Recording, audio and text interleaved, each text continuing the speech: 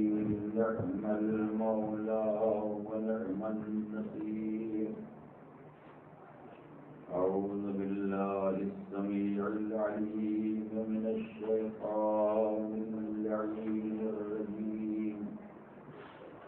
بسم الله الرحمن الرحيم.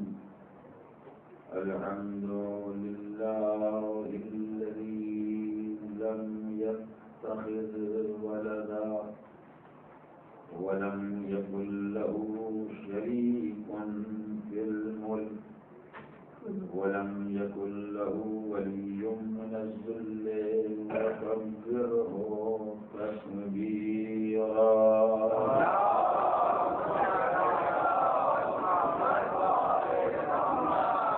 والصلاة والسلام والتحية والإكرام على الرسول النبي الأمي الذي أرسله بالحق بشيرا ونذيرا وداعيا إلى الله بإذنه وسراجا منيرا. سيدنا ومولانا أبي القاسم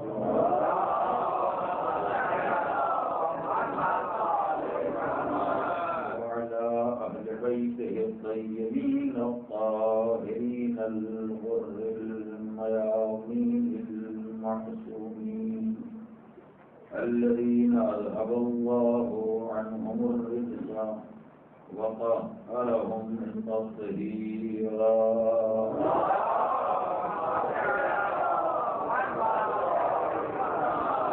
أما بعد فقد قال الله الحكيم في كتابه الكريم. بسم الله الرحمن الرحيم. ألف لام ميم. ذلك الكتاب لا ريب فيه هدى للمتقين الذين يؤمنون بالغيب ويقيمون الصلاة ومما رزقناهم ينفقون.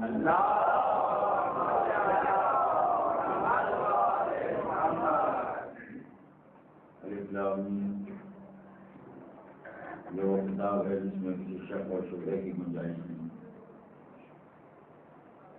یہ کتاب ہدایت مصاحبان تقویٰ کے لیے جو غیب پر ایمان رکھتے ہیں، نماز قائم کرتے ہیں اور ہمارے دیے ہوئے رزق میں سے ہماری راہ میں انفاق کرتے ہیں. آیات کریمہ کے ذیل میں آغاز ماہ مبارک رمضان سے جو سلسلہ کلام حضرت ولی عصر عجل اللہ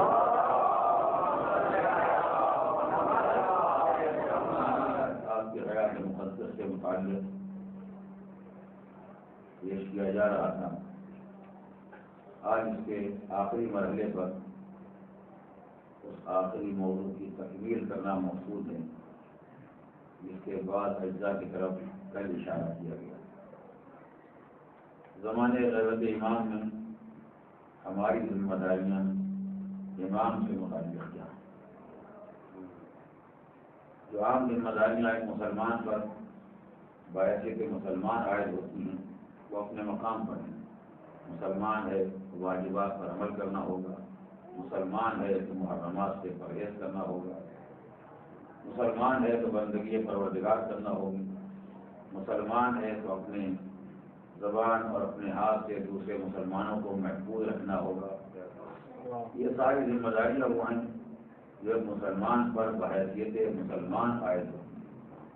تذکرہ ان ذمہ داریوں کا ہے جو ایک ایمان بالغیب رکھنے والے پر اس امام غائب کے اعتبار سے عائد ہوتی ہیں. پہلی ذمہ داری جس کی طرف سرکار دو عالم نے اشارہ کیا دور غیبت میں وہ ہے مسئلہ انتظار، اس کی تفصیل کل آپ کے سامنے پیش کی گئی. دوسرا اہم مسئلہ تھا امام کو کائنات کی عزیز ترین اور محبوب ترین فرد سمجھ کر ان کے فراق میں، ان کی جدائی میں مضطرب اور بے چین رہنا، تاکہ اسے اندازہ ہو سکے کہ واقعاً کوئی انسان کسی کا چاہنے والا ہے اور واقعاً چاہنے والے کی نگاہ سے اس کا محبوب پوشیدہ ہو گیا۔ یہ جذبہ انسان کیسے ظاہر کرے گا، وہ کون سا طریقہ ہوگا، وہ کون سا اسلوب اور انداز ہوگا جس سے انسان یہ واضح کر سکے کہ واقعاً وہ امام کا چاہنے والا ہے اور واقعاً کی فراق کے لمحات، کی جدائی کے لمحات انسان کے دل پر شاق ہیں اور انسان کے لیے ناقابل برداشت ہیں۔ پھر جذبے کی مکمل ترجمانی اسلام کی ایک مشہور و معروف دعا جس کو دعائے نسبہ کہا جاتا ہے، نام ہی اس کا رکھا گیا دعائے نسبہ، یعنی در حقیقت یہ دعا ایسی ہونی ہے کہ انسان یہ احساس پیدا کر لے کہ جس سے ہمارا رشتہ ایمان ہے، جس سے ہمارا رشتہ نجات ہے، جو ہمارے لیے روح کائنات ہے، جو ہمارے لیے جان مذہب ہے، وہ ہماری نگاہوں سے پوشیدہ ہے۔ کوئی انسان اگر دنیا سے چلا جاتا ہے تو اس میں کوئی شک نہیں ہے یہ جدائی بھی دلوں پر بہت شاق ہوتی ہے، مگر کچھ دنوں کے بعد انسان اپنے دل کو یہ سمجھا لیتا ہے کہ بہرحال جو آیا ہے اسے ایک دن دنیا سے جانا ہے، اور اس سمجھا لینے کے نتیجے میں کسی نہ کسی مقدار میں انسان کو سکون حاصل ہو جاتا ہے، مگر انسان زندہ رہے، دنیا میں موجود رہے، کسی کائنات میں رہے، اور اس کے بعد چاہنے والا اپنے عزیز ترین امام کی زیارت سے محروم رہے۔ اگر انسان واقعاً اس حقیقت کو محسوس کر لے اور واقعاً یہ جذبہ اس کے دل میں پیدا ہو جائے، اس کے بعد پھر آنسوؤں کے بہانے کی ضرورت نہیں ہے، آنسوؤں کو روکنے کے لیے بہانہ بنتا ہے۔ اسی لیے آپ دعائے نسبہ کے چہرے پڑھیں گے تو آپ کو اندازہ ہوگا کہ کس انداز سے اس حقیقت کو محسوس کرانے کی کوشش کی گئی ہے۔ ایک انسان کے منظر عام پر نہ ہونے کی بنا پر کیا نقصانات ہیں، کیا خسارے ہیں، کیا پریشانیاں ہیں، کیا حالات پیدا ہو گئے ہیں۔ اسی لیے خاتمہ کلام میں دعا میں کچھ باتیں امام سے کہی گئی ہیں، کچھ باتیں اپنے دل کے ترجمانی کی بنیاد پر ان جذبات کا اظہار کیا گیا ہے، اور آخر میں انسان پریشان ہو کے گزارش کرتا ہے، یہ بتائیے آپ مشیت پروردگار کے جاننے والے ہیں، اللہ نے آپ کو کائنات میں اتنا علم دیا ہے، آپ بتائیے کیا آپ سے ملنے کا کوئی راستہ ہے؟ کیا آپ سے ملاقات کرنے کا کوئی طریقہ نکل سکتا ہے؟ متى ننتقع من عرض مائك فقد قال مولا آپ کے چشمہ شیرین ہدایت سے کب سے راہ ہوں گے، پیاس بہت بڑھ، متى ترانا ونرا، وہ دن کب آئے گا جب ہم آپ کی خدمت میں سامنے آ کے بیٹھیں کہ آپ ہمیں دیکھ رہے ہیں، ہم آپ کو دیکھ رہے ہیں۔ یہ سارے جذبات وہ ہیں کہ جن کو انسان ہر وقت محسوس نہیں کر سکتا ہے۔ اس احساس کو بیدار کرنے کے واسطے اتنی طویل کی دعائیں نسبہ پائی جاتی ہے، وہ اسی لیے ہے تاکہ انسان اس غم کا احساس کر سکے، اور بہرحال کوئی وقت ایسا نہ آئے کہ یاد امام اس کے دل سے نکل جائے۔ تیسرا مسئلہ جو اسی سے متعلق ہے وہ یہ ہے کہ اگر انسان کو واقعاً یہ خیال ہے کہ ایک وقت ایسا آئے گا جب وہ منظر عام پر آئیں گے، اور انسان چاہتا ہے جب وہ منظر عام پر آئیں تو ہم ان کی خدمت میں حاضر رہیں، تو تیسری ذمہ داری انسان پر یہ عائد ہوتی ہے کہ ان کی سلامتی کے لیے راہ خدا میں صدقات نکالتا رہے۔ جیسے انسان اپنے گھر والوں کی سلامتی کے لیے فکر مند رہتا ہے، ویسے انسان کی ذمہ داری ہے کہ اپنے امام کی سلامتی کے لیے صدقہ نکالتا رہے، اور یہ وہ ذمہ داری ہے جس کا تعلق فقط ایک امام سے ہے، اس کا تعلق یہ اور امام سے نہیں ہے۔ امام دنیا سے جا چکے، اب ظاہر ہے ان کی سلامتی کے لیے کسی صدقے کے نکالنے کا کوئی سوال نہیں پیدا ہوتا ہے، مگر جو زندہ موجود ہے اس کی سلامتی کے لیے اپنے امکان پر اپنے جذبات محبت کے اظہار کے لیے جو ہم کر سکتے ہیں وہ بہرحال ہمیں کرنا چاہیے۔ یہ وہ باتیں ہیں جو میں نے خلاف میں گزارش کی۔ اس کے بعد ایک مسئلہ جس کی طرف روایات میں اشارہ کیا گیا ہے وہ ہے امام کے لیے اعمال خیر انجام دینا۔ صدقے کے علاوہ امام کے لیے یا دوسرے لفظوں میں کہا جائے امام کی طرف سے عمل خیر انجام دے. ظاہر اگر آپ کے منظر عام پر ہوتے تو ظاہر بظاہر کوئی امکان نہیں تھا کہ ساری دنیا اسلام ساری دنیا ایمان مثلا حج بیت اللہ کے لیے جا رہی ہے اور وہ ہمارے ساتھ اعمال میں ارکان میں شریک نہ ہوں. اس کا کوئی امکان نہیں تھا. وہ وہیں کے رہنے والے ہیں, اسی دیار و دوار کے رہنے والے ہیں, اسی مدینے کے رہنے والے ہیں. ان کے آبا و اجداد کا وطن وہی مکہ وہی مدینہ ہے جہاں سے امام حسن اور امام حسین اور دیگر ائمہ 1-2 سال نہیں بلکہ 25 سال تک مسلسل پیدل حج کے لیے جاتے ہیں. جس گھرانے کی نگاہ میں حج بیت اللہ کی اتنی اہمیت ہو, جس گھرانے نے ساری دنیا کو حج بیت اللہ کی عظمت سے آشنا کرایا ہو, اگر آج وہ مدینہ منورہ میں ہوتے تو کیا یہ ممکن تھا کہ حج بیت اللہ کا زمانہ آئے اور وہ اس عظیم عمل خیر میں شریک نہ ہوں؟ یقیناً ہو سکتا ہے ہماری نگاہوں سے پوشیدہ ہو کے وہ ان اعمال میں شریک ہوتے ہیں, مگر بہرحال بڑا فرق ہوتا ہے ان اعمال میں جو لوگوں کے سامنے منظر عام پر انجام دیے جائیں. کم سے کم اتنا فرق تو بہرحال ہے کہ اگر وہ ہمارے نگاہ کے سامنے ہوتے تو ہمارے سارے اعمال ان کی قیادت میں ہمیں اطمینان ہوتا کہ ہم نے جو عمل انجام دیا ہے وہ امام کی نگرانی میں عمل انجام پایا ہے, لہذا اس عمل کے غلط ہونے کا, ناقص ہونے کا, خراب ہونے کا کوئی امکان نہیں ہے. لیکن آج اگر وہ عمل انجام دیتے ہیں تو ان کی دنیا الگ ہے, ہماری دنیا الگ ہے. وہ اپنے مقام پر موجود بھی ہیں, اعمال میں شریک بھی ہیں, مگر ہم ان کے وجود مقدس سے کوئی فائدہ نہیں اٹھا سکتے ہیں. ہمارے اعمال ان کی موجودگی کی بنا پر صحیح ہو جائیں اس کا بظاہر کوئی امکان نہیں پایا جاتا. لہذا ہم سے مطالبہ یہ کیا گیا کہ اگر تم دیکھ رہے ہو کہ وہ ظاہر بظاہر تمہارے ساتھ شریک اعمال نہیں ہے تو تمہاری ذمہ داری یہ بھی ہے کہ تم ان کی طرف سے وہ سارے اعمال انجام دیتے رہو جو وہ منظر عام پر نہ رہنے کی بنا پر انجام نہیں دیتے. یہ لفظ میں نے کیا ہے, اسے آپ تھوڑی دیر اور کریں. ان ساری اعمال 2 طرح کے ہوتے ہیں. بعض اعمال ایسے بھی ہیں کہ آدمی منظر عام پر آئے یا نہ آئے عمل انجام پا جائے, مگر بعض اعمال ایسے ہیں جن کو انسان منظر عام پر آئے بغیر انجام نہیں دے سکتا. مثال کے طور پر آپ نماز پڑھنا چاہتے ہیں, ساری دنیا میں کسی کو خبر نہ ہو, آپ اپنے گھر کے اندر کمرے گئے اور کمرے کے اندر کمرہ, وہاں چلے جائیں, اندر سے قبل بند کریں, نماز پڑھتے ہیں. نماز آپ کی ہوتی رہے گی, نہ کوئی آپ کو دیکھ رہا ہے, نہ آپ کسی کو دیکھ رہے ہیں, نہ آپ کے اعمال کی کسی کو اطلاع ہے, نہ دنیا میں کیا ہو رہا آپ کو خبر ہے, مگر نماز تو ہوئی.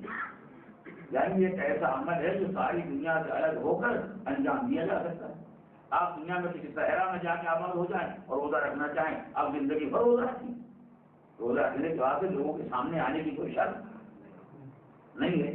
آپ کہیں بھی دنیا میں جا کے تلاوت قرآن کرتے رہیں, آپ تلاوت قرآن کرتے رہیں گے, نہ کوئی دیکھنے والا ہوگا, نہ کوئی سننے والا ہوگا, نہ کوئی جاننے والا ہوگا, مگر آپ کا عمل انجام پاتا رہے گا. تو نماز مجمع عام سے ہٹ کے ادا ہو سکتی ہے, روزہ رکھا جا سکتا ہے, تلاوت قرآن کی جا سکتی ہے, مگر انسان مکے نہ آئے اور حج بیت اللہ کرے, طواف خانے خدا نہ کرے اور حج بیت اللہ کر لے, عرفات اور مزدلفہ کے میدانوں میں نہ جائے اور حج بیت اللہ ہو جائے, اس کا کوئی امکان نہیں ہے. حج بیت اللہ کے معنی یہ ہیں کہ ان سارے اعمال و ارکان میں انسان کو شریک ہونا ہوگا جو اعمال حج بیت اللہ میں انجام دیے جاتے ہیں. اور چونکہ اس کا وقت ہی معین ہے, ایسا بھی نہیں ہے کہ اس سیزن میں ہم چلے جائیں گے, کسی اور سیزن میں کوئی دوسرا آدمی آئے گا وہ حج کر کے چلا جائے گا. یہ ایک ایسا عمل ہے جو بہرحال مجمع عام میں انجام پائے گا. یا زیارت قبر حسین کے لیے جانا چاہیں یا زیارت قبر پیغمبر کے لیے جانا چاہیں تو بہرحال عام حالات ایسے ہوں گے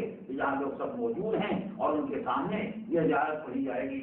تو ایسے اجتماعی اعمال جو مجمع عام کے بغیر یا انجام نہیں پا سکتے ہیں یا انجام نہیں پاتے ہیں کیونکہ وہ منظر عام پر نہیں آ سکتے. توجہ کریں, تو تنہائی کے سارے اعمال کو انجام دے سکتے ہیں, مگر کیونکہ یہ اعمال وہ انجام نہیں دے سکتے ہیں اس لیے آپ کے لیے نہیں کہا گیا کہ آپ ان کی نیابت میں نمازیں پڑھیں. آپ کی مطالبہ نہیں کیا گیا کہ جو نمازیں کا امام پڑھنے رہ گئے آپ ان کی طرف سے نمازیں پڑھتے رہیں. نمازیں آپ سے زیادہ پڑھ سکتے ہیں اور یقیناً آپ صبح تک پڑھیں گے. آپ سے تقاضا نہیں کیا گیا کہ آپ ان کی طرف سے روزے رکھتے رہیں، اسے وہ جہاں بھی رہیں جو روزہ رکھ سکتے ہیں، اس میں آپ سے دیکھنے کی ضرورت نہیں ہے، یہ نہیں کہا کہ آپ ان کے بدلے قرآن پڑھتے رہیں، اس لیے یہ کام کو خود تنہائی میں انجام دے سکتے ہیں، مگر کیونکہ حج و زیارات میں منظر عام پر آئے بغیر کام انجام نہیں ہو سکتا ہے، اس لیے آپ سے مطالبہ کیا ان کی نیابت میں حج کرتے رہیں، ان کی نیابت میں زیارت کرتے رہیں، خود نہ جا سکے تو کسی کو بھیجتے رہیں، تاکہ یہ تو اندازہ ہو کہ اگر وہ حالات کی بنا پر نہیں آ سکتے تو ہم ان کے اعمال سے قابل نہیں۔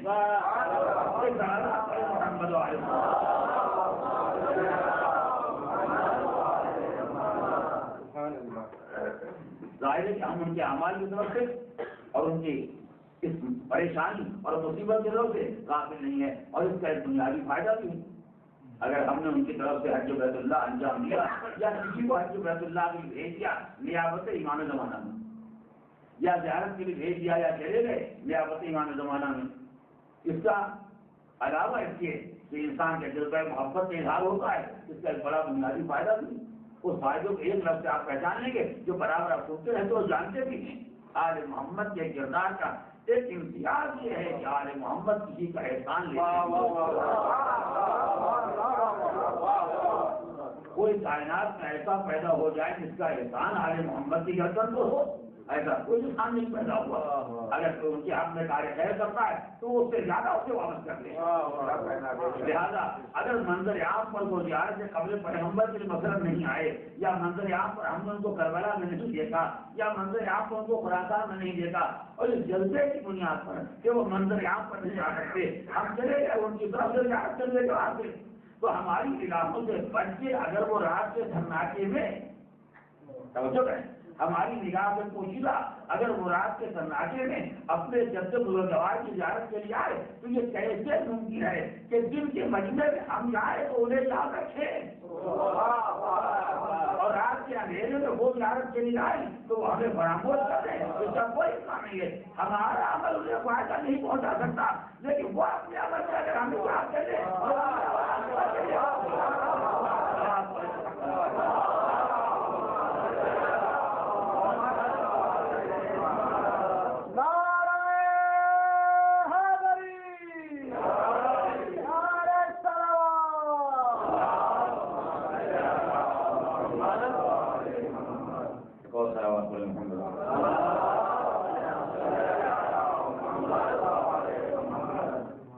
یہ بھی ہماری ایک ذمہ داری ہے، کوئی ذمہ داریاں وہ ہیں جن کا مالیات سے کوئی تعلق نہیں ہے، کوئی ذمہ داریاں وہ ہیں جن کا مالیات سے تعلق ہے، اور دونوں طرح کی ذمہ داریاں اسی لیے رکھی ہوئی کہ اگر ساری ذمہ داریوں کا تعلق مالیات سے ہوتا تو غریب آدمی بھی ٹوٹ جاتا، وہ مولا کے لیے کچھ کر سکتے ہیں، ہم کچھ نہیں کر سکتے، ان کے پاس پیسہ ہے، ہم غریب آدمی ہیں، ہمارے پاس کچھ نہیں، اور اگر ساری ذمہ داریاں غیر مالی ہوتی توجہ فرمائیں، اگر ساری ذمہ داریاں مالیات سے الگ ہوتی تو اس میں کوئی شک نہیں، مسئلہ سب کے لیے آسان ہو جاتا، مگر پیسے والوں کا ایمان نہ آزمایا جا سکتا، اور ہمارے یعنی غریب کا بھی تو ٹھہر دیا کہ اللہ نے ہمارے ساتھ وہ ذمہ داریاں رکھی، میں پیسے کوئی ذکر نہیں ہے، زیادہ ہم سارے فرائض کو انجام دے سکتے ہیں، مگر جس کو اللہ نے دولت دی ہے، ہمارے دنیا دیا ہے، اس کا امتحان کیسے ہوگا؟ ہو سکتا ہے وہ ہمارے ساتھ ہمارے میں اسی لیے شریک ہو جائے کہ مفت میں کام ہو رہا ہے، کیا ہو رہا ہے، اگر فریضہ بغیر خرچ کی ادا ہو جاتا ہے تو ان سے کیا کراتی ہے؟ زیادہ پروردگار عالم نے ایسے ہی فرائض رکھے ہیں اور ویسے ہی فرائض رکھے ہیں تاکہ ایک سے غریب کے جذبے کا امتحان ہو جائے، ایک سے امیر کے جذبے کا امتحان ہو جائے، ایک طرف ان کا امتحان ہو جائے اور ایک طرف ان کا دل نہ ٹوٹنے پائے۔ اگر آپ میری بات متوجہ ہیں تو میں ضرور کہنا چاہتا ہوں پروردگار عالم نے دونوں طرح کی ذمہ داریاں اپنے بارے میں، نبی کے بارے میں، اہل بیت کے بارے میں، دونوں طرح کی ذمہ داریاں اسی لیے رکھی ہیں تاکہ غریب کا دل نہ ٹوٹنے پائے اور امیر کو مکاری کا موقع نہ ملے، اس کے دل کو سہارا مل جائے، اس کا امتحان ہو جائے۔ اگر دولت تھی تو تم نے خرچ کیوں نہیں کیا، اور اس کا دل مطمئن ہو جائے کہ ہمارے پاس کوئی کام دولت نہیں، دولت کے بغیر بھی کام ہو سکتا ہے۔ اسی لیے امام کے متعلق بھی دو طرح کے کام تھے، انتظار وہ کام ہے جو غریب بھی انجام دے سکتا ہے، پھر آپ امام سے سونا پریشان ہونا وہ کام ہے جو غریب بھی انجام دے سکتا ہے، معمولی صدقہ وہ کام ہے جو غریب بھی انجام دے سکتا ہے۔ اس سے غریبوں کا آزمایا جائے گا، حج و زیارات سے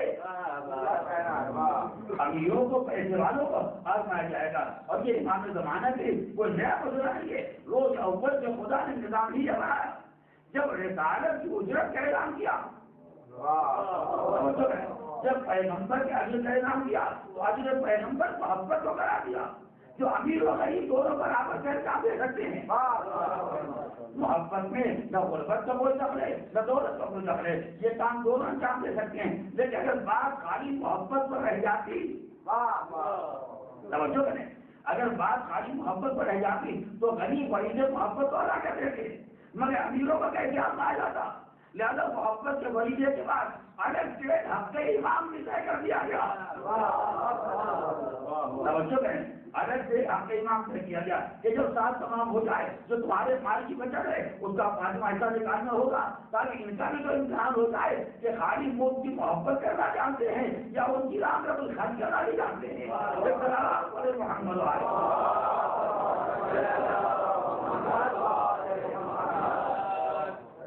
ایک فریضہ وہ ہے جس کی طرف دعا عہد میں امام صادق نے متوجہ کیا. ایک فریضہ وہ ہے جس کی طرف دعا مصباح میں انسان کو متوجہ کیا گیا. اس کے بعد دو ایک دعائیں ہیں جو خود زمانے کے امام سے نقل کی. میں نے پہلے سے متعدد اوقات میں یہ بات گزارش کی ہے کہ امام کو فرض غیب میں جانے کی معنی یہ تھی کہ قوم سے امام کا رابطہ ٹوٹ گیا تھا. 70 سال تک تو بہرحال رابطہ یوں ہی برقرار رہا. سوایات جاتے رہے، جوابات آتے رہے، رابطہ خبیروں کے ذریعے، وکیلوں کے ذریعے، نائبین خاص کے ذریعے برقرار رہا. اور اس کے بعد بھی امام کے پیغامات مختلف اوقات میں آتے رہے ہیں. میں نے آپ کے سامنے شیخ مبین علیہ رحمہ کے خطوط کا تذکرہ کیا ہے. بہرحال تو ایمان کے پیغامات کا سلسلہ برابر جاری رہا. یہ دعا جو کبھی کبھی آپ کے یہاں پڑھی جاتی ہے، جو دعائے توفیق کہیے، دعائے کار خیر کہیے، دعائے فلاح کہیے، جو بھی اس کا نام رکھا جائے، یہ دعا بھی زمانے کے امام کی تعلیم دی ہوئی ہے. اللہم ارزقنا توفیق الطاعۃ وبعد المعصیہ وعرفان الحرمہ وصدق النیہ الی آخر. یہ ساری دعا یہ زمانے کے امام کی بتائی ہوئی دعا ہے. اس میں فرمایا ہے کہ تم لوگ پروردگار کی بارگاہ میں یہ دعا کرتے. کتنی جامع دعا ہے، کتنی جامع دعا ہے جس کی ایمان نے تعلیم دی. ہم تمہارے سامنے نہ رہیں گے، لیکن تمہارا فریضہ جو خدا کی بارگاہ میں یہ دعا کرتے رہو. اور سب سے پہلی دعا ہے توفیق الطاعۃ. پہلی دعا ہے کہ پروردگار کی بارگاہ میں یہ طلب کرو کہ خدا اطاعت کی توفیق دے. اس لیے کہ ہم اگر نگاہ کے سامنے رہیں گے تو ہو سکتا ہے کچھ کام ہماری مربت میں انجام آ جائیں. وہ ایسا سکتا ہے کچھ کام ہم تم پر دباؤ ڈال کے اپنی محبت کے سہارے تم سے وہ کام لیں گے. لیکن اگر ہم سامنے نہ رہیں، ہر طرف سے آزادی، بہکانے والے، گمراہ کرنے والے، ماحول، دوست احباب، تعلقات، ساری دنیا تمہیں تباہ کرنے کے لیے اگر تمہیں مٹانے والے ہیں، ایک سہارا دینے والا خدا کی بارگاہ میں برابر یہ دعا کرتے رہو پروردگار ہمیں اطاعت کی توفیق دے. لیکن توفیق اطاعت والے بھی دو طرح کے ہوتے ہیں. جو میں نے پہلے دن عرض کیا تھا کہ جن کو اطاعت کی توفیق ہوتی ہے ان کی دو قسمیں ہوتی ہیں. ایک طرف اطاعتوں کا سلسلہ، ایک طرف گناہوں کا سلسلہ. کتنے مسلمان کتنے مومنین ایسے پائے جاتے ہیں جن کے اعمال میں یہی حال ہے، کار خیر بھی ہو رہا ہے، برائیاں بھی چل رہی، نہ اس میں کوئی کمی آتی ہے نہ اس میں کوئی کمی آتی ہے. بقول جب سے میں میرے بعد کو کچھ دیر رہے گی قائم، وہ ہے میں خانہ بھی پی کے چلے آتی میرے بعد میں صحیح ہو جائے گا. ایسے کار خیر کرنے والے بہت پائے جاتے ہیں جن کی زندگی میں حلال بھی ہے، حرام بھی ہے، جائز بھی ہے، ناجائز بھی ہے، پاک بھی ہے، نجیب بھی ہے، سبھی کچھ چل رہا ہے. اس لیے امام نے کہا خالی توفیق اعتراض سے کام کرنے والا نہیں ہے. توفیق الطاعۃ وبعد المعصیہ. کردار اسی وقت مکمل ہوگا جب اطاعت کی توفیق حاصل ہو جائے اور معصیت سے دوری حاصل ہو، تاکہ معصیت سے گناہ سے بچے رہو اور اطاعت کرتے رہو. وہ اطاعت بیکار ہے جو معصیت کے ساتھ ہوتی رہے. وہ معصیت انسان کی اطاعت کو تباہ کر دے گی جو اطاعتوں کے ساتھ نہیں ہے. لہٰذا خدا کی بارگاہ میں یہ دعا کرو کہ اطاعت بھی رہے اور معصیت سے دوری بھی رہے. اس کے بعد امام نے تیسری کمزوری کی طرف متوجہ کیا. چلیے آپ کو توفیق اطاعت حاصل ہو گئی، نمازیں بھی ہیں اور روزے بھی ہیں اور حج بھی اور زکات بھی ہے، تلاوت قرآن بھی، صدقات بھی، خیرات بھی، سارا ماہ رمضان نظر اطاعت ہو گیا. مگر کتنی اطاعتوں کا فائدہ کیا ہے اگر اس اطاعت کے اندر نیت ٹھیک نہیں ہے. کیا کہنا ہے. جیسے آپ جانتے ہیں ہر عبادت کا ہر اطاعت کا دار و مدار ہے نیت کے اوپر. قول بطن اللہ، اگر واقعہ خدا کے قریب ہونے کا ارادہ ہے، اگر واقعہ خدا کا خیال ہے تو یہ عبادت و اطاعت کہے جانے کے قابل ہے، ورنہ خالی ایک عمل ہے جس کا اطاعت سے کوئی تعلق نہیں ہے. جب امام نے کہا توفیق اطاعت بھی مانگو، معصیت کی دوری کی دعا بھی کرتے رہو، اور اس کے بعد صدق النیت یہ بھی دعا کرو کہ نیت ٹھیک رہے، ورنہ یہ اطاعتوں کا فائدہ کیا ہوگا جس میں نیت صحیح ہو. کتنے اعمال ہم انجام دیتے ہیں عمل بہترین ہوتا ہے نیت بدترین ہوتی ہے. اور عام طور پہ ہوتا ہی ہے کہ آدمی عمل بہترین کرنے کی کوشش اس وقت کرتا ہے جب نیت بدترین ہو جاتی ہے. اور میرے بات یہ غور کیجیے گا، جب نیت میں کوئی خرابی پیدا ہو جاتی ہے تو آدمی نیت کی خرابی کو پردہ ڈالنے کے لیے عمل کو ذرا حسین بناتا ہے.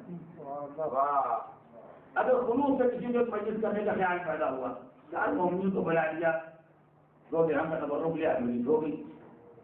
لیکن جب اندر یہ خیال پیدا ہوا جو کہ ہاں مجلس کی تو بلا لیا ہو تو ایسی مجلس ہو تو وہ ظاہر رنگ الاول کی ضرورت ہوتی ہے، انتظامات بھی اچھے ہوں تاکہ اونچا ہو، تبرک بھی ایسا ہو، اور ساتھ یہ سارا زور کب لگتا ہے جب اندر سے نیت میں کمی پیدا ہو جاتی ہے. نیت کی کمزوری کو انسان کور کرنا چاہتا ہے، برابر کرنا چاہتا ہے.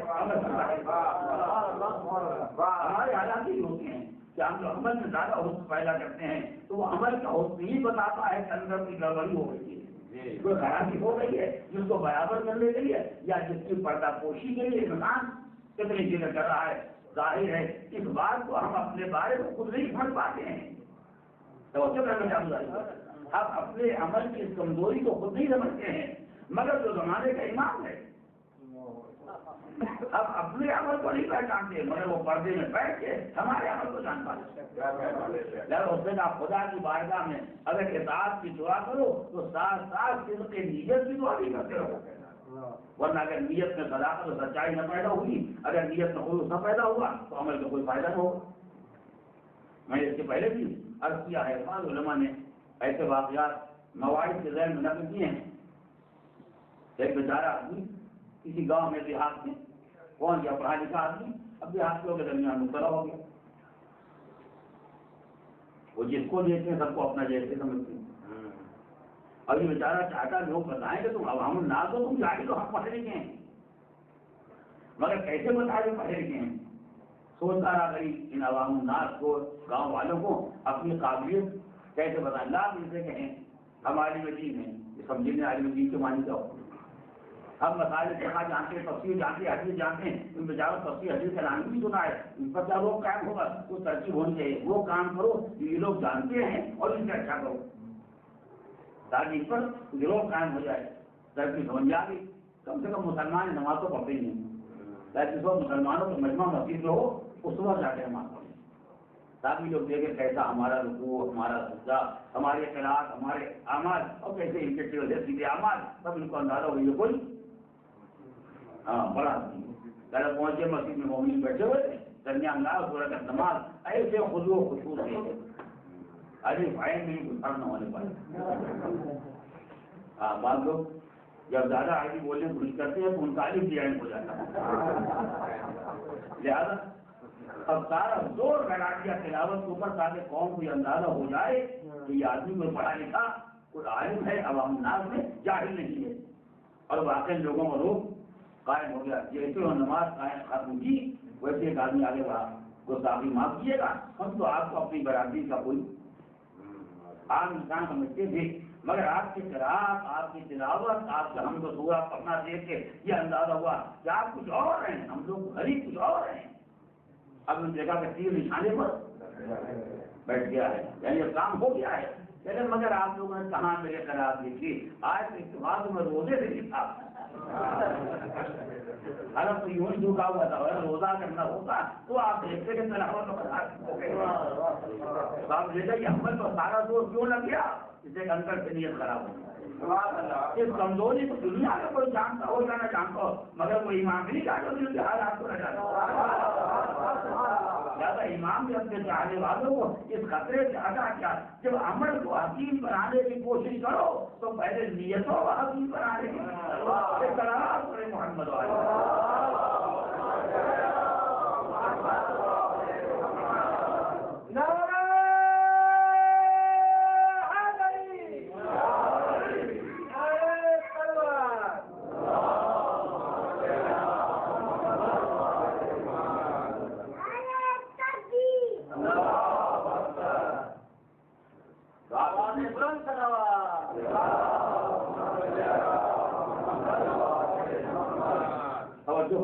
زمانے کے امام میں لوگ کہتے ہیں وہ پردے غیب میں ہیں، ان کے غیب میں رہنے کا فائدہ کیا ہے؟ یہی فائدہ جو انہوں نے انسان کے کردار سازی کا انتظام پردے میں بیٹھ کے کیا اور زندگی کے سارے خطرات سے انسان کو آزاد کیا پردے میں تاکہ معلوم ہو جائے۔ تو پہلا کام ہے اطاعت، اطاعت کے پہلو میں دوسرا کام ہے معصیت سے دوری، اطاعت کے بیک میں تیسرا کام ہے نیتوں میں اخلاص۔ مگر یہ سب کچھ ہو جائے، نیت بھی ٹھیک عمل بھی بہت ٹھیک، لیکن ایک مصیبت ہمارے ساتھ بھی ہوتی ہے اور واقعی اکثر بھی مصیبت ہوتی ہے، بلکہ اگر آپ غور کریں گے تو اکثر مومنی کے ساتھ ہوتی ہے۔ بہترین نماز پڑھی انشاءاللہ اندر بھی خلوص کی خلوص پایا جاتا ہے اور باہر بھی نماز بالکل ٹھیک ہے۔ ہم نے خالی پوچھے یہ نماز جو آپ نے پڑھی ہے، یہ قرات، یہ رکوع، یہ سجدہ، یہ قیام، یہ قعود، یہ سیکھا آپ نے کہاں سے؟ علاقہ سمجھ کے ہمارے گھر والے سب ظاہر تھے، ہماری اماں ایسی پڑھتی تھی، ہماری نانی ایسی پڑھتی تھی، ہمارے بابا ایسے پڑھتے تھے، ہمارے دادا ایسے پڑھتے تھے۔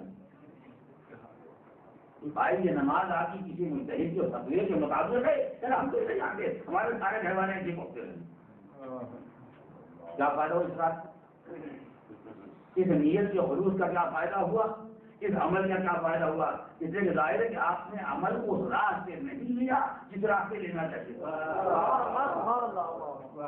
اور اسلام نے کہیں نہیں کہا کہ اگر آپ کی رسائی خدا اور رسول اور امام تک اگر نہیں ہے، خدا تک جا نہیں سکتے، نبی موجود نہیں امام پڑھتے ہیں، اگر آپ کی پہنچ وہاں تک نہیں ہے تو آپ دیکھیے کہ آپ کے گھر والے کیا کرتے وہی کرنا شروع کر دیے۔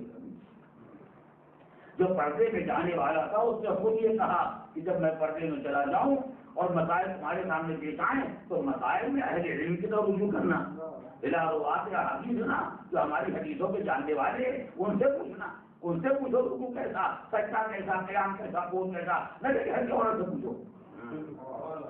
تو اس کے معنی کیا ہے کہ بظاہر اطاعت کو ٹھیک، کوئی برائی بھی نہیں ہے، نیت میں واقع غریب آدمی کی نیت میں خلوص پایا جاتا ہے، مگر سارا عمل بیکار ہے۔ اس لیے عمل کو اس راہ سے نہیں لیا جس راہ سے دینا چاہیے تھا۔ اس لیے امام کی دعا میں ایک فقرے اور کر گیا، اکرمنا بالہدی والاستقامہ، کیا کہہ رہا ہے؟ پروردگار اس کا کرم اور کرنا کہ ہدایت اور استقامت بھی حاصل ہو جائے، بولو عمل کا فائدہ کیا ہوگا جو راہ ہدایت غرب ہو جائے۔ اس ہدایت کے مطابق عمل ہونا چاہیے جو ہدایت پروردگار نے ہمارے حوالے کی ہے۔ اللہ نے پیغمبر کے بھیجا صلی رسولہ بالہدی، قرآن کیا ہے؟ ہدی للمتقین، پیغمبر آئے ہدایت کے ساتھ آئے، قرآن ہدایت بن کے آیا، تو عمل وہی عمل کہے جانے کے قابل ہے جو نبی کی راہ سے آئے، قرآن کی راہ سے آئے۔ توجہ کریں، عمل صالح اور اطاعت عبادت اسی کا نام ہے جو نبی کے راستے سے آئے اور قرآن کے راستے سے آئے، اور دونوں کا راستہ وہ راستہ ہے جو اہل بیت نے بیان کیا ہے۔ نبی کے جانشین یہی ہے، قرآن کے مفسر نہیں ہے۔ لیکن وہ عمل جو اہل بیت سے حاصل ہوا ہے وہ عمل کہے جانے کے قابل ہے، ورنہ ظاہر بھی کتنا اچھا ہو اور باطن بھی بظاہر کتنا اچھا ہو، لیکن اگر اس راستے سے یہ عمل نہیں آیا ہے جس راستے پروردگار نے ہمارے حوالے کیا ہے تو عمل کی کوئی قیمت نہیں ہے۔ لہٰذا زمانے کے امام نے یہ نقطہ نہیں اٹھایا، اکرمنا بالہدی والاستقامہ، ہدایت بھی چاہیے اور استقامت بھی چاہیے۔ اگر ہدایت نہیں ہے تو عمل میں کوئی فائدہ نہیں، اگر استقامت نہیں، سیدھے راستے پر نہیں ہو تو کیا فائدہ نمازوں کا؟ نمازیں تم سے لوگ پڑھ رہے ہیں، روزے تم سے لوگ رکھ رہے ہیں، مگر ایسی نماز روزے کا کوئی فائدہ نہیں ہے جو راہ ہدایت ہے الگ ہو جائے۔ یا دعا کرو خدایا اگر اطاعت کی توفیق ہو تو ہدایت بھی رہے، استقامت بھی رہے۔ یہاں تک اب آگے بڑھیں، امام نے کردار سازی کا جو انتظام کیا ہے، یہ ہم نمازی بھی ہو گئے، روزے دار بھی ہو گئے، بہترین نماز مجتہد کے فتوے کے بالکل ٹھیک مطابق اور بہترین خلوص کے ساتھ اب جو 4-6 رکعت نماز پڑھ دی تو کیا سلمان حمی ابو ذر حمی مقداد حمی عمار حمی، اب اس کے بعد ساری دنیا بے ایمان، ساری دنیا نالائق، جس کو جو چاہ کہہ دیا، جس کے بارے میں جو چاہ تبصرہ کر دیا، جس پر جو چاہ تنقید کر دی، اب زبان ہو گئی آزاد، اس کے عمل کی طرف سے ہو گئے مطمئن۔ اکثر ہی ہوگا، اکثر ہی ہوگا جہاں انسان کو اپنے عمل کے بارے میں کچھ نظر پیدا ہوا کہ ہمارا مرضی ہے، یہ غلط وہ غلط، انہیں کچھ نہیں آتا ہے، انہیں تمیز نہیں ہے، ان میں یہ کمزوری ہے، ان میں یہ ہے۔ امام نے کہا سارے اعمال سب دیکھا، یہ سب کیا ہے، یہ سب دیکھا ہے۔ اگر یہ صورتحال رہے گی جیسا مسلم من سلم المسلمون من یدہ ولسانہ، مسلمان اسی کو کہتے ہیں جس کی زبان سے اور اس کے ہاتھ سے مسلمان محفوظ رہے، نہ ہاتھ سے مسلمان محفوظ نہ زبان سے محفوظ، یہ اسلام ہی نہیں ہے، ایمان تو بڑی بات ہے۔ تو خدا آپ کیا کریں، مولا نے آواز کوئی پریشانی کی بات نہیں، ہم اس کا راستہ بتائیں گے، خدا سے یہ دعا کرو سدل السنتنا بالصواب والحکمہ، پروردگار ہماری زبان کو بھی سیدھے راستے پر لگا دے، خالی سجدے نہیں، خالی روزے نہیں، خالی تلاوت نہیں، ہماری زبان کو بھی سیدھے راستے پر لگا دے کہ زبان پر ثواب حرف درست حرف صحیح آئے اور زبان پر حرف حکمت آئے۔ اگر حکمت کی بجائے لفظیت اور ثواب کے بجائے خطا غلطی تو سارے اعمال بیکار ہو جائیں گے۔ اس لیے فرمایا کہ اپنے اعمال پر ناز نہ کرنا، اپنی زبان کی ٹھیک کرو، اپنی زبان کی ٹھیک کرو۔ چلیے زبان کو ٹھیک کرنے کا انتظام تو اللہ نے بہت پہلے سے کر دیا ہے۔ اگر معاملہ یہی ہے کہ اعمال کے ساتھ زبان ٹھیک ہونی چاہیے تو زبان کی ٹھیک کرنے کا اللہ نے انتظام بہت پہلے سے کر دیا ہے۔ یعنی حیرت کی بات ہے، واقعی حیرت کی بات ہے، اگر کسی آدمی کے قابو میں اس کی زبان نہ ہو سمجھو دنیا میں کچھ اس کے قابو نہیں ہے۔ اس لیے یہی غریب ایک ایسی چیز ہے جس کو خدا نے پہلے ہی سے لگا کے چھوڑا ہے۔ ہاں پہلے ہی اس کو قیدی بنا دیا ہے۔ ایک زبان کی قیدی ہے، ایک زبان کے دو ہونٹوں کے درمیان بیٹھی گئی، یعنی دونوں چکی کے دو پارٹ میں ہر دم دبی ہوئی ہے۔ لاکھ وہ چاہے کہ ہم کچھ کریں، اچھا کریں برا کریں، کسی کو گالیاں دیں غیبت کریں تو مت لگائیں یا قرآن صحیح پہنچائیں، مگر وہی کچھ نہیں کر سکتے۔ سارا اختیار خدا نے دو ہونٹوں کے درمیان رکھ دیا۔ یہ ہونٹ اگر کھل جائیں تو زبان کا کام شروع ہو جائے۔ تو جو ہمارے یہ اگر ہونٹ کھل جائے تو زبان کا کام شروع ہو جائے، اور اگر یہ ہونٹ بند ہو جائیں تو زبان اندر صاف کر جائے گی، کچھ کر نہیں، نہ کوئی اچھا کام کر سکتی ہے نہ کوئی برا کام کر سکتی ہے۔ تو زبان کا سارا اختیار خدا نے رکھ دیا دو ہونٹوں، اور ہونٹوں کا اختیار آپ کو دے دیا۔ وجہ خدا نے یہ کوئی کام کرے تو ہونٹوں کو بند کرنے کی کوئی رسی چاہیے۔ مثلاً کوئی آیا چاہیے کہ انسان کا خدایا اب کوئی یہ نئی مصیبت پیدا کرتی ہے، یہ کم وقت ہونٹ بند نہیں ہوتے ہیں، زبان اپنا کام کرنے لگتی ہے، بند کرنا چاہو تو ایک مشین چاہیے، مشین بازار میں مہنگی ملتی ہے، ہم کچھ نہیں کر سکتے۔ خدا نے کچھ یہ زبان ہے انتہائی خطرناک، تو جتنی خطرناک چیز ہم نے اس کو روکنے کا اتنا ہی آسان انتظام کیا ہے۔ دیکھ رہے ہیں اس زبان کو روکنے کا خدا نے کتنا آسان انتظام کیا ہے، خالی ہونٹ بند ہو جائیں، اور ہونٹ کو بند کرنے کے لیے نہ کوئی مشین چاہیے نہ کوئی آلہ چاہیے، خالی آپ کا ارادہ چاہیے۔ آپ اگر ہونٹوں کو بند کرنا چاہیں تو آپ نے سوچا نہیں تو ہونٹ دونوں بند ہو گئے ایک ارادے کی قوت سے، مگر یہ ارادہ پیدا کب ہوگا؟ پہلے نفس میں شرافت تو پائی جاتی ہے، اور کیا آپ نے لہذا سارے ہمارے ایک طرف اور زبان کی برائیاں ایک طرف۔ اب زبان کی برائیوں پر اگر قابو پانا ہے تو اس کا راستہ ہوگا ہونٹوں کو بند رکھا جائے۔ اب یہی کوئی کی دعا میں مجھے جتنا کہا جاتا ہے، میں چاہتا ہوں نکال کا پہچانے کے امام نے اپنے چاہنے والوں کو نیک کردار بنانے کے پردے غیر میں بیٹھ کے کتنا حسین انتظام کیا ہے کہ خالی انہیں ہدایت پر اگر انسان عمل کر لے تو بہترین کردار کا انسان ہے۔ تو ایک خطرہ ہے انسانی زندگی میں جو پیدا ہوتا زبان سے، اور دوسرا خطرہ ہے انسانی زندگی میں جو پیدا ہوگا نگاہوں سے۔ انسانی زندگی کا ایک خطرہ ہے زبان سے اور ایک خطرہ ہے نظر سے، نگاہوں سے۔ اس لیے پروردگار نے کہا یعلم خائنۃ الاعین وما تخفی الصدور، اللہ اگر دل کے رازوں کو جانتا ہے تو نگاہوں کی خیانت کو بھی جانتا ہے۔ یہ آپ کدھر جا رہی ہے، کدھر اٹھ رہی ہے، انسان کدھر دیکھ رہا ہے، پروردگار سب دیکھ رہا ہے. سب کی نظر سے آدمی نظر بچا سکتا ہے لیکن خدا کی نگاہوں سے نہیں بچ سکتا ہے. تو انتہائی خطرناک انسان کے نفس کو تباہ کرنے والی، انسان کے نفس کو خبیث بنانے والی یہ نظر ہوتی ہے، جس کے لیے معصوم نے فرمایا نظر کیا ہے؟ سہم من سہام ابلیس، ابلیس کے تیروں میں سے ایک تیر. فرق یہ ہوتا ہے کہ ابلیس تیر چلاتا ہے تو دوسرا کوئی زخمی ہوتا ہے، مگر انسان جب نظر چڑھاتا ہے غیر طریقے سے تو اپنے ایمان کو زخمی کرتا ہے، اپنے عقیدے کو زخمی کرتا ہے، اپنے کہنے کو زخمی کرتا ہے، دوسرا کو زخمی نہیں ہوتا ہے. تو انسان کے عمل کو، کردار کو بگاڑنے کے لیے دو خطرناک چیزیں، ایک زبان اور ایک نگاہ. خدایا جب یہ دو خطرناک تھے تو ان کو درمیان سے ہٹا دیا ہوگا. ایسے خطرناک تناسب ہمارے ساتھ کیوں لگا دیا؟ پروردگار نے یہ بھی ہو سکتا تھا اس لیے کہ ان سے بڑا خطرناک کوئی نہیں ہے اور ان سے بڑا نیکیوں میں مددگار کوئی نہیں. یہ تو آپ دیکھیے ان کی برائی سے پہلے تو نہ دیکھیے، ابھی ان کی خوبیوں کو دیکھیے کہ ان سے بڑا نیکیوں میں مدد کرنے والا کوئی نہیں ہے. جب مولا کائنات کو یمن کی طرف بھیجا سرکاری عالم نے، یمن والوں کو دعوت اسلام دینے کے لیے پیغمبر نے بھیجا مولا کائنات کو، ایک جگہ فرمایا یا علی اگر پروردگار تمہارے ذریعے سے ایک آدمی کو ہدایت دے دے تو دنیا کی ساری نعمتوں سے بہتر. یعنی ساری کائنات آدمی کو دے دیا، زمین آسمان صاحب، اور ایک آدمی کو ہدایت دے دے اس کا ثواب دے دیا جائے. وہ ایک ثواب ان ساری کائنات کی نعمتوں میں بالاتر ہے، مگر یہ ہدایت دے گا کیسے آدمی؟ یعنی وہ کار خیر انجام دے کہ جس کار خیر کا مرتبہ ساری کائنات سے بہتر ہے، وہ کار خیر یہی زبان انجام دیتی ہے جس کو سب زیادہ خطرناک کہا جاتا ہے. وہ تبلیغ و ہدایت کا کام یہی زبان انجام دیتی ہے. تو زبان بہترین عمل خیر کرنے والی اور زبان انتہائی خطرناک. آنکھیں بہترین عمل خیر کا ذریعہ. کوئی کام انسان نہیں کر سکتا اگر آنکھوں کو چھین لیا جائے، کیا مجبوری انسان کو ہوتی ہے اور انتہائی خطرناک بھی ہے.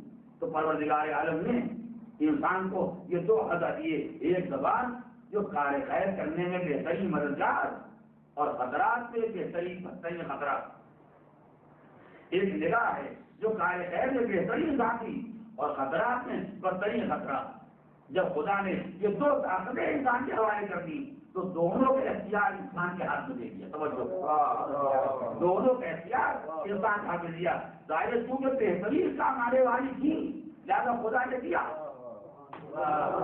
جب ایک نے دیا کیونکہ بہترین کام آنے والی نعمتیں تھی لہٰذا خدا نے زبان بھی دی اور آج بھی دی. لیکن چونکہ خطرناک تھی جب دونوں کو روکنے کے بعد خدا نے آسان ترین جواب کر دیا، تو ہونٹوں میں اسے دبا دیا، دونوں سے دبا دیا.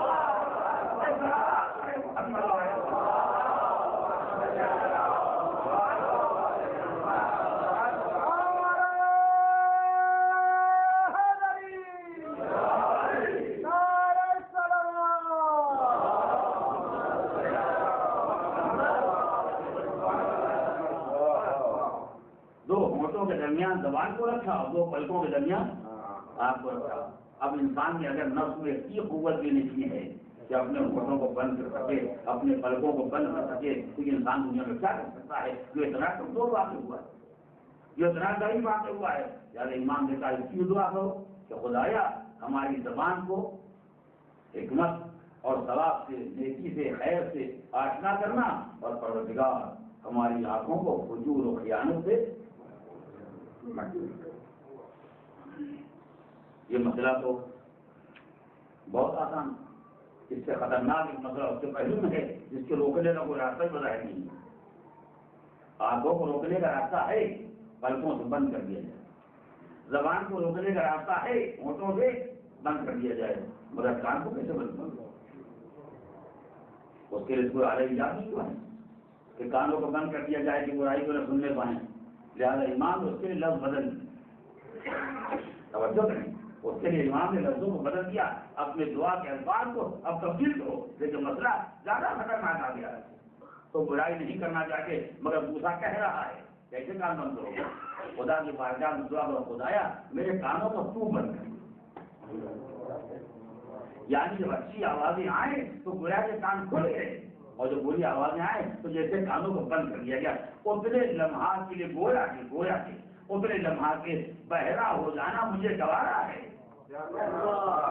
بری آواز سننے زیادہ خدایا اب یہ اختیار میرے ہاتھ میں، ہمارے ہاتھ میں کوئی اختیار نہیں ہے، تو ایسا انتظام کر دے کہ ہم جیسے بری بات سننے ہی نہ پائیں، ہم بری بات سننے کے قابل ہی نہ رہ جائیں، ادھر ہماری توجہ ہی نہ پیدا ہو۔ اگر کوئی بری آواز کانوں میں آ رہی ہے، یہ کام خدایا پھر انجام دینے کا ہے، تو اس سے گزارش ہے کہ تو ہماری اس مسئلے میں مدد کرنا۔ انسان کی زندگی کی جتنے خطرات تھے، ایک ایک خطرے کو آنکھ کا خطرہ، کان کا خطرہ، زبان کا خطرہ، دل کا خطرہ، اس کے بعد شکر نا من الحرام و شبہ، اور خدا اس دل کو پاک کر دینا خالی حرام سے نہیں، حرام اور شبہ، حرام سے بھی اور مشتبہ چیزوں سے بھی۔ یہ بڑا مسئلہ ہے، کبھی کبھی ایسا ہوتا ہے کہ انسان اپنے علم کے مطابق حرام سے پرہیز کر لیتا، یہ حرام ہے نہ کھائیں گے، یہ حرام ہے اس کو نہیں استعمال کریں گے، یہ پانی حرام ہے، یہ شربت حرام ہے نہیں پیئیں گے۔ ایک کتنی چیزیں ہیں جن کو آدمی جانتے ہی نہیں کہ حلال ہے کہ حرام ہے۔ یعنی ہم یہ جانتے ہیں کہ شراب حرام اور شربت جائز، لیکن یہ چیز جو گلاس سے کسی مرد مسلمان نے لا کے پی ہے، یہ شربت ہے یا شراب؟ ہم نہیں جانتے، کیوں اسے نہ یہ شربت کبھی ہم کو ملا اس سے نہ شراب کبھی پی، پینے کے بعد بھی ہم کو اندازہ نہیں ہوگا یہ شراب ہے کہ شربت، لیکن ہم کیا جانے شراب کا مزہ کیا ہوتا ہے۔ غور کریں، بہت سے بہت کیونکہ مسلمان نے لا کے دیا، اسلام نے ہمارے بعد جائز قرار دیا، ہم نے اس کو پی لیا، تو کیا کہا جائے گا ہم نے حرام پی لیا؟ نہیں، ہم نے حرام نہیں استعمال کیا، اس لیے کہ اسلام میں خود کہا ہے کہ مسلمان لا کے دیا ہم استعمال کر سکتے ہیں، تو ہم نے حلال استعمال کیا، حرام استعمال نہیں کیا، مگر یہ حرام نہ ہونے کے بعد بھی اندر سے کمی ہے۔ اگر بات یہ معلوم ہو گیا کہ یہ شراب ہے اور یہ شربت نہیں ہے، تو اس کے معنی کے بہرحال شراب ہمارے شکم تک پہنچ گئی، کیا اسی دھوکے کی بنا پر کہ ہم نہیں جانتے تھے۔ تو اگر خالی حرام سے بچنے کی دعا کی گئی ہوتی تو جتنے مشتبہ مسائل تھے، جتنے مشکوک مسائل تھے، انسان سب میں مبتلا ہوتا تھا، اور مبتلا ہونے کے بعد اس کا کہیں نہ کہیں کوئی اثر ضرور ہو جاتا۔ جیسے امام نے دعا کرو خدا حرام سے ہی بچا کے رکھنا اور شبہے سے بچا کے رکھنا، یعنی اگر کسی چیز کی حقیقت ہم کو نہیں معلوم تو معلوم ہو جائے تاکہ ہم ایسی چیز نہیں استعمال کرنے پائیں۔ اس لیے اگر ہم نہیں جانتے حلال و حرام ہے تو ہم پر عذاب نہیں ہوگا، مگر غلط چیز اپنا اثر باہر کرے، غلط شے اپنا اثر باہر کرے۔ ہم نہیں جانتے زہر ہم نے کھا لیا تو قیامت میں جہنم میں نہیں جائیں گے، مگر زہر کھائیں گے اس مرد باہر جائیں گے، زہر اپنا اثر کرے گا، عذاب نہیں ہوگا۔ ہم نہیں جانتے شراب ہے، مسلمان نے دیا، مسلمان سمجھ کے دی گئی تو ہم پر عذاب نہیں ہوگا، لیکن اگر شراب میں نشہ ہوتا ہے تو نشہ تو باہر آئے، تو جو اس کے جتنے اثرات ہیں وہ پیدا ہوں گے۔ جیسے امام نے کہا دعا کرو کہ پروردگار تو حرام سے نہیں بلکہ ہم کو مشتبہ چیزوں سے بھی محفوظ رکھنا۔ اسی لیے یا برابر سنا کرتے ہیں پروردگار ہم کو رزق کا حلال طیبا، خدا وہ روزی دینا جو حلال بھی ہو اور طیب پاکیزہ بھی ہو۔ حلال ہونا بہت آسان ہے، پاکیزہ ہونا بہت مشکل ہے۔ خالی ہم کو نہ معلوم ہو کہ حلال ہے کہ حرام، اسلام نے کہا حلال، تو حلال ہونا تو جہالت سے بھی ہو جائے گا، حلال ہونا تو ناواقفیت سے بھی طے ہو جائے گا، حلال ہونا تو بے خبری سے طے ہو جائے گا، مگر پاکیزہ ہونا بے خبری سے نہیں ہوگا، پاکیزہ ہونا خبر سے طے ہوگا، پاکیزہ ہونا علم سے طے ہوگا۔ اسے میں جملہ کہہ کے بات تمام کرنا چاہتا ہوں، اس بات کو یاد رکھیے گا، ہماری پوری زندگی اگر اگلے حالات میں گزر جائے، جبکہ کوئی ضمانت نہیں ہے کہ اگلے طیب میں گزر رہی ہے، نہیں اس کو میں چاہتا ہوں پھر آپ محسوس کریں اس کے آگے موقع نہیں رہ گیا ہے، ورنہ میں زیادہ اور سکرات کی وضاحت کرتا ہے۔ بات یہی تمام کرنا چاہتا ہوں، اگر ہماری ساری زندگی کے بارے میں ہمیں یقین ہو جائے کہ ہم نے کوئی حرام چیز استعمال نہیں کی، اس کے بعد ہمیں یقین نہیں ہے کہ ہم نے جو کچھ کھایا ہے سب پاکیزہ تھا، جو کچھ کیا ہے سب پاکیزہ تھا، تو زندگی حلال کی راہ میں گزر جائے آسان ہے، مگر طیب کے راہ میں گزر جائے یہ بہت مشکل ہے۔ تو ہو سکتا ہے کہ زندگی حلال میں گزری مگر اندر خباثتیں پہنچ گئی، جہالت کے راستے سے، ناواقفیت کے راستے سے، بے خبری کے راستے سے، شک کے راستے سے، شبہ کے راستے سے، تو اندر دین پاکیزگی نہ پیدا ہو سکی۔ اگر ہم نے زندگی حرام میں گزاری، حرام کو چیز استعمال نہیں کی ہے، تو حلال میں زندگی گزارنا اور ہے، پاکیزہ زندگی گزارنا اور ہے۔ شاید اسی لیے پروردگار عالم نے جب اہل بیت کی طہارت کا اعلان کیا، یہ دیکھا ہم نے اتنا پاک بنا دیا کہ یہ کوئی غلط کام نہیں کریں گے، یہ کوئی حرام کام نہیں کریں گے، ہم کہتے ہر طرح کی گندگی سے لگے محمد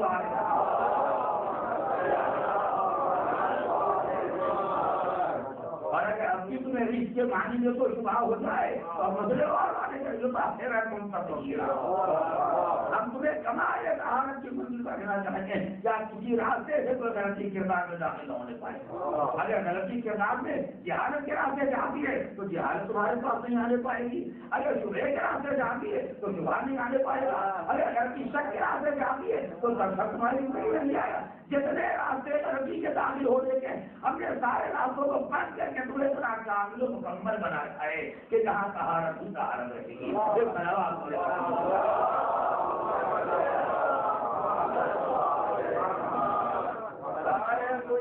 امام زمان باواز بلند صلوات۔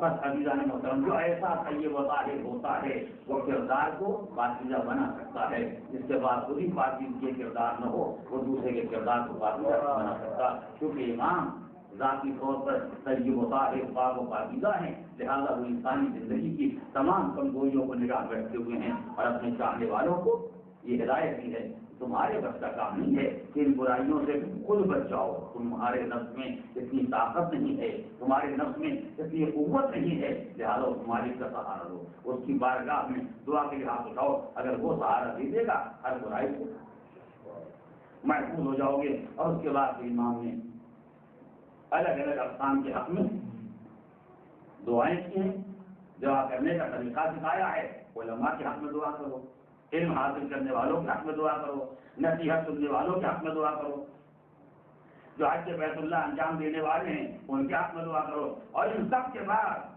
جو مجاہدین راہ خدا ان کے حق میں دعا کرتے رہو، اس لیے یہ سارے اعمال کو انجام پاتے رہے ہیں اور باقی رہے گے، مگر یہ جہاد راہ خدا تو باقی، اب ایک منزل جہاد باقی ہے، خدا کی بارگاہ میں دعا کرتے ہو پروردگار جو تیری راہ میں جہاد کرنے والے ہیں ان کی نصرت فرمانا، مدد فرمانا اور انہیں غلبہ عنایت کرنا، اس لیے جہاد آخر وہ ہے کہ جس کا سلسلہ غلبے ہی پر تمام ہونے والا ہے۔ مگر ہمیں دعا کی تعلیم اسی لیے دی گئی تاکہ ہمارے ذہن میں وہ جہاد آخر رہے، کبھی ایک منزل جہاد باقی رہ گئی ہے جس کے لیے ہر مومن کے دل میں آرزو ہونی چاہیے، ہر مومن کے دل میں تمنا ہونی چاہیے، ہر مومن کی زندگی میں وہ جہاد میں شرکت کی تیاری کا بندوبست ہونا چاہیے تاکہ رکاب امام میں رہے اور اس جہاد آخر میں شریک ہو سکے، جو جہاد آخر ہر اعتبار سے ظلم کے خاتمے کے لیے، مظلومیت کے اقتدار کے لیے، جو راہ خدا کی جان دے گئے، جو راہ خدا میں قربان ہو گئے، ان کے انتقام کے لیے ہر اعتبار سے جو جہاد ہر پھر آخر ہوگا اس دنیا کی زندگی کے لیے، اور جہاد کے لیے انسان کو تیار ہونا ہے، تیاری کے لیے پروردگار کی بارگاہ میں دعا کرنا ہے۔ بس یہ خاتمہ کلام میں میں نے چند باتیں گزارش کی، میں چاہتا تھا جہاں آپ نے امام کے اتنے فضائل، اتنے کمالات اور اتنے خصوصیات زندگی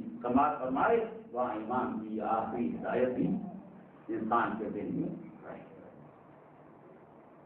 اپنے کردار کو بناؤ، کردار بنانے کے لیے اس پروردگار کا سہارا لو جو توفیق دینے والا ہے، اور جب دعا کرو ان تمام خصوصیات پر نگاہ رکھو جن کے بغیر انسان کا کردار کامل نہیں ہو سکتا اور جن کے بغیر کوئی ان کے لشکر میں شامل ہونے کے قابل نہیں۔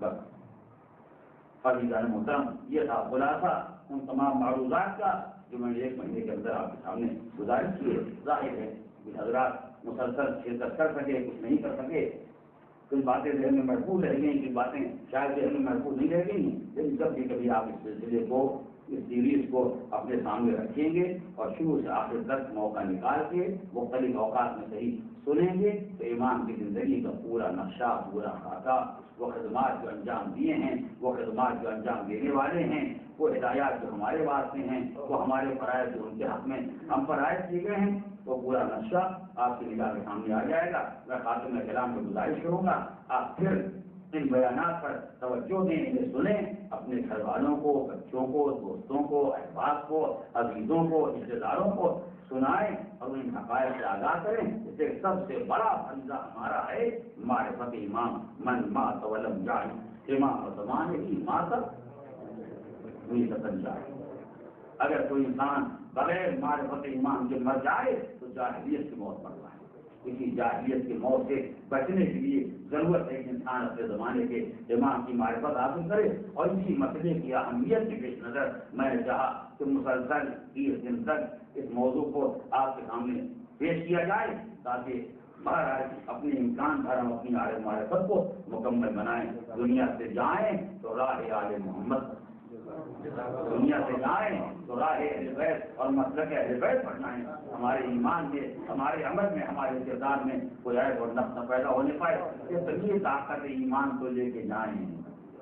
جب منادی آواز دے وہ آگے، تو پروردگار ہمیں بھی اس قابل سمجھے کہ ہمیں قبروں سے اٹھائے۔ میں نے عرض کیا اگر نصرت ایمان کا جذبہ کامل ہو تو مرنے کے بعد قبروں سے اٹھ جانا کوئی حیرت بات نہیں ہے۔ مرنے کے بعد دوبارہ زندہ ہو جانا کوئی ایسا اہم مسئلہ نہیں ہے جو نہیں ہو سکتا ہے۔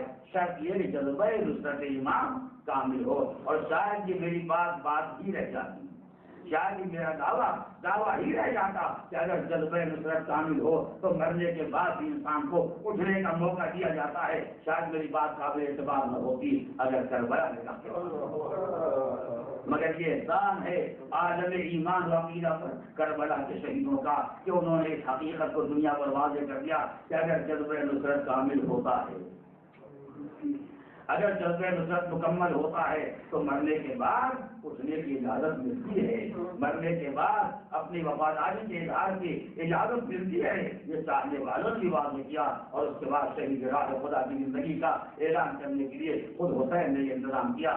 اگر میرے چاہنے والے، میرے ساتھ آ کے راہ میں قربان ہو جانے والے، اگر ان میں اتنی طاقت پائی جاتی ہے کہ کٹی ہوئی گردنوں سے آواز آئے مولا، اگر موت درمیان میں حائل نہ ہو گئی ہوتی تو ہم اب بھی آپ کی راہ میں قربان ہونے کے تیار ہیں۔ پر ابھی تو بس پہچانو شہیدوں کی گردنوں سے بھی آواز آئی اور حسین کی کٹی ہوئی گردن سے بھی آواز آئی، مجھے اتنا پڑتا جو حسین کے چاہنے والے تھے، جو میرے امام تھے، ان کی گردنوں سے آواز آ رہی ہے تو نصرت امام کی آواز رد ہو رہی ہے۔ مگر جو امام دین کا ذمہ دار ہے کہ اس کی کٹی ہوئی گردن سے آواز آئی تو ذمہ والوں نے دیکھا کہ امام کا سر اقدس ہے جو سورہ کی تلاوت کر رہا ہے، جو قرآنی پیغام کو زندہ رکھے ہوئے جیسے سورہ کہف گاؤں کے سامنے آیا، نبی کے صحابی نے صاحب کے ساتھ وزن رسول آپ اصحاب کہف کو تو یاد کرتے ہو، آپ کی مصیبت تو اصحاب کہف سے زیادہ ہے، تنگیز ہے۔ اصحاب کہف کو ستایا گیا، ان کے بچوں کو تماچے نہیں مارتے گئے، ان کے گھر کی عورتوں کو قیدی نہیں بنایا گیا، مگر آپ کے مسائل تو اس سے کہیں زیادہ ہے۔ آپ کی مصیبت تو کربلا سے تمام ہو گئی، مگر یہ کوفے کا بازار، اس کے بعد شام کا مرحلہ، آپ کے گھر والے وہ سیلانیاں جن کو کبھی کہیں بھٹکنے نہ دیکھا ہو، ان کے سروں پر چادریں نہ ہو، اور تماشائیوں کا مجمع منادی آواز خدا کو محمد کے وہ تبدیلوں میں جس کو تمام کر دیا۔ ایک آخری جملہ سن لیں، کربلا کے بعد شام کی مصیبت، کوفے کی مصیبت، درباروں کی مصیبت، بازاروں کی مصیبت، سیلانیاں سروں پر چادریں نہیں، تماشائیوں کا مجمع، اس مصیبت کو بیویوں نے کیسے برداشت کیا ہم آپ کو تصور نہیں کر سکتے۔ مگر ایک منظر نگاہ کے سامنے آیا جس سے کچھ احساس پیدا ہوا کہ سیلانیوں کے دل پر کیا گزر رہی تھی جب دربار یزید میں سیلانیوں کو آگے سامنے کھڑا کیا گیا اور شیخ سے پوچھا یزید نے یہ قیدی بنا کے لایا ہے، میں نے تم سے کہا تھا حسین کے گھر والوں کو قیدی بنایا جائے گا، تعمیر یہ کیا کہتا ہے، یہ علی کی بیٹیاں ہیں، یہ خیرات سے لایا ہے، جو حسین کے گھر والے ہیں، ان چیزوں کو سامنے لگا دے، میں خاتون جو بھی باتیں کرنا چاہتا ہوں، یہ بات ہے، ایک قریب سامنے آگے بڑی ہو گئی، ارے میری محنت گوارا سے کہے میری محنت گوارا سے کہے گی، یہ ظاہر شہدانی کا سامنا کر سکے، یقین کا اقرار ہے اس خاتون کو سامنے سے ہٹایا جائے مگر پہنچنے کے تیار نہیں، ایک بڑا نہ لے جا کے بڑا امیر کا حکم ہے سامنے سے ہٹ جا ورنہ سامنے آنے سے اذیت دی جائے گی، اور یہ سننا تھا اگر سے رہنے والی نے ملکوں غلاموں کو دیکھا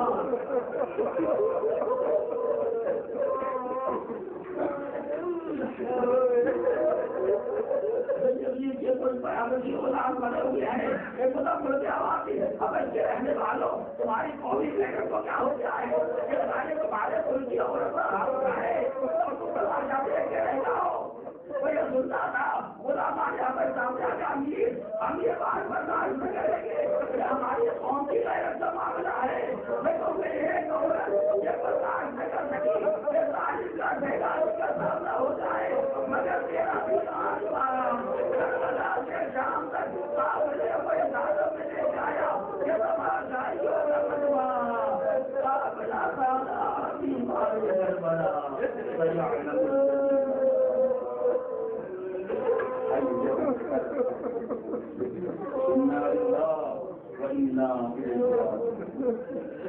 الہی حق الزہرا و ابیہا و وعلیہا وائل عاجم المؤمنین کا ہمارے صالحہ کی توفیق بیمار حق بیمار کربلا انہیں شفاء کامل